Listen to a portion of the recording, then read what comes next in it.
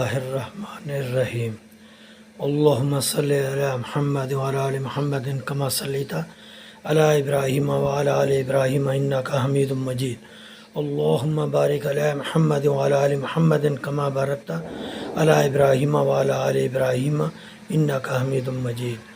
پاک وسیع ٹریولنگ ویز کی طرف سے آپ کا ہوسٹ خالد محمود بھٹی حاضر خدمت ہے۔ فیصل مسجد اسلام آباد کا کچھ تعارف ہو جائے۔ پاکستان اور سعودی عرب کے تعلقات 1951 میں تحریری معاہدے کے ذریعے طے ہے۔ 1953 میں سعود بن عبدالعزیز بادشاہ مقرر ہوئے۔ انہوں نے 1954 میں دورہ بھی کیا اور 1964 میں ان کی بادشاہت کا اختتام ہوا۔ ان کی جگہ شاہ فیصل بادشاہ مقرر ہوئے۔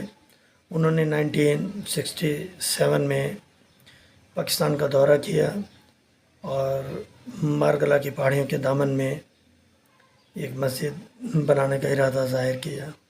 اسی سلسلے میں ایک بین الاقوامی مقابلہ ہوا جس میں 17 ممالک کے ڈیزائنر نے حصہ لیا۔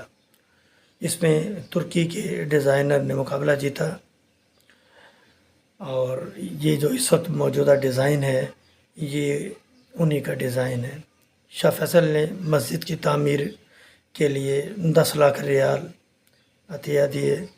اس کی تعمیر و توسیع میں تقریباً 10 سال لگ گئے اور اس مسجد کا نام شاہ فیصل کے نام سے فیصل مسجد رکھا گیا۔ اس مسجد کو یہ اعزاز حاصل تھا 1967 سے لے کر 1993 تک یہ دنیا کی سب سے بڑی مسجد تھی۔ اب یہ دنیا کی 5ویں بڑی مسجد ہے اور جنوبی ایشیا کی سب سے بڑی مسجد ہے۔ اس کے ہال کے اندر 1 لاکھ زائرین 1 لاکھ نمازی نماز ادا کر سکتے ہیں اور اس کے باہر کے احاطہ میں 2 لاکھ نمازی نماز ادا کر سکتے ہیں۔ اس کے 4 مینار ہیں اور یہ ترکی کے فن طرز پر بنائے گئے ہیں۔ ایک مینار کی بلندی 90 میٹر ہے۔ اس مسجد کے حال میں کوئی ستون نہیں ہے اور یہ 5000 مربع میٹر تک پھیلی ہوئی ہے۔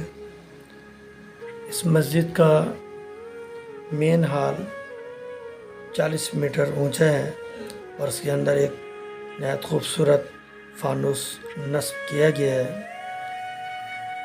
اور اس کی دیواروں پر پیچی کاری خطی خفی انداز میں کی گئی ہے۔ اس کے صحن میں نہایت ہی خوبصورت تالاب ہے جس کے چاروں اطراف سیڑھیاں بنائی گئی ہیں جو مسجد کے صحن میں جاتی ہیں اور نیچے کی طرف اترتی ہیں۔ اس کے صحن سے مارگلا پہاڑی کے اور گرد و نواح کے خوبصورت نظارے بھی کیے جا سکتے ہیں۔ اس مسجد کے صحن میں ایسے پتھر لگائے گئے ہیں کیونکہ جوتیاں اندر لے جانے کی اجازت نہیں ہے۔ جوتیاں گیٹ کے پاس ایک جگہ پر رکھ دی جاتی ہیں تو وہاں سے ایسے پتھر لگائے گئے ہیں جس سے گرمیوں میں بھی پاؤں نہیں جلتے اور نمازی بآسانی مسجد کے صحن سے ہوتے ہوئے حال میں پہنچ جاتے ہیں۔ مسجد انتہائی خوبصورت اور جاذب نظر ہے۔ اس میں بہت لوگ دیکھنے کے لیے آتے ہیں لیکن ہم نے دیکھا کہ وہ اس چیز کا خیال نہیں کرتے کہ اذان ہونے کے باوجود بھی اور جماعت کھڑی ہونے کے باوجود بھی وہ نماز ادا نہیں کرتے۔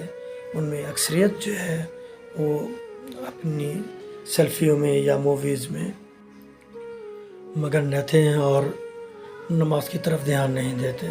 ہمیں سب سے پہلے نماز کو ترجیح دینا چاہیے. اللہ تعالی ہمارا حامی و ناصر ہو.